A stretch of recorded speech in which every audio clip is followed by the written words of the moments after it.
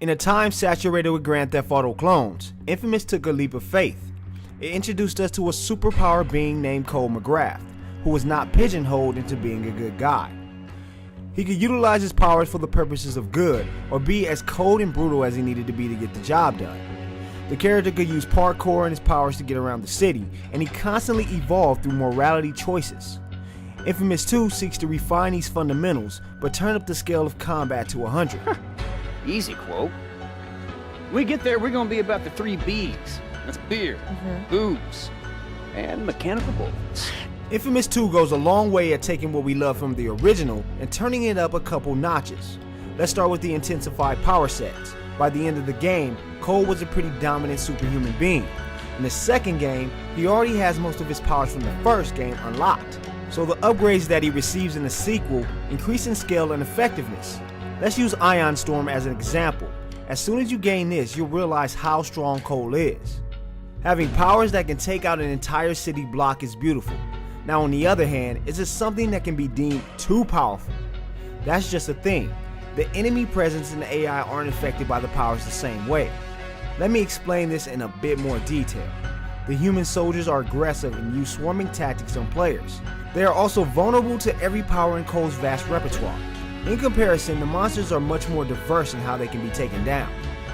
The smaller creatures leap about trying to pinch or Cole in, while the serrated arm beasts try to close in and melee him. These beings aren't susceptible to being knocked off their feet, so Cole will have to engage them in one-on-one combat. Then there are 2 types of chargers. One will kamikaze and explode when near Cole, while the other is a gigantic beast called a Ravager, which can literally destroy anything in its path with one charge. These beasts are completely immune to the higher tier spells and will take a bit more finesse to take out. Another area in which Infamous 2 trumps the original is the vast amount of attention that's paid to the mission variety. I'm not going to talk about the user-generated content just yet, because that's an entire subject of its own. Sucker Punch didn't just lean on the UGC for their missions. They got enough to keep players busy for many hours without it.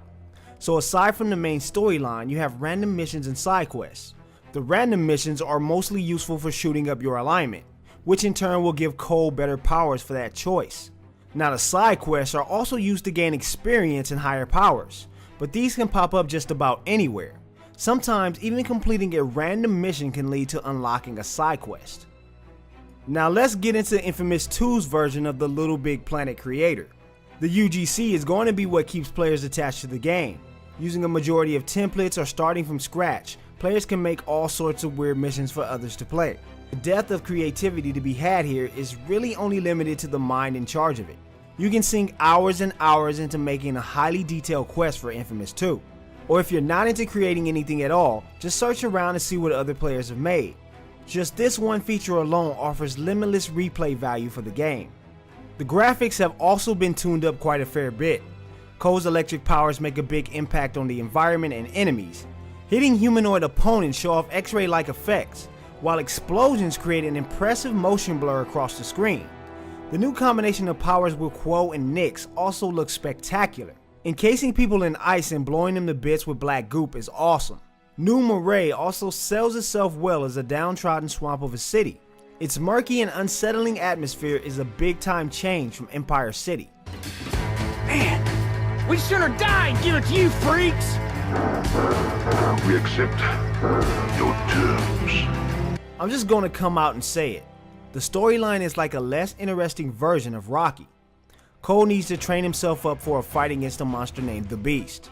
So he spends all of his time looking for blast shards that can make him stronger. The Beast slowly makes his way towards Cole over the course of the main storyline. So everything that happens to Cole in the meantime is pretty much filler. I say that because the side story between Quo, Nyx, and Bertrand could have been given more substance. They almost feel like they were thrown into the mix just to give Cole new powers.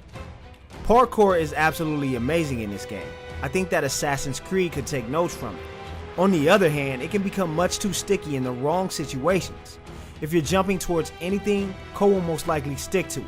In situations where he's surrounded by gunfire and mass amounts of enemies, this is a no-no. I can't tell you how many times Cole died from trying to get off a wall. It can be frustrating to have to repeat an entire mission due to one little mishap like being stuck on a wire. it is, Mr. Pretty. I'm gonna see you again? Homie, a little something in common. Infamous 2 takes the elements from the first game and puts them in a melting pot of fantastic. The storyline is pretty average, but the new powers, intense combat, and UGC make up for it. If you're looking for a no-nonsense superhero game, this is the one for you. Cole McGrath and the crew of Infamous 2 receive an A- from Half-Ass Gaming. Let's hope that we can get some sort of cooperative play for Infamous 3. We walk away to the last of the day.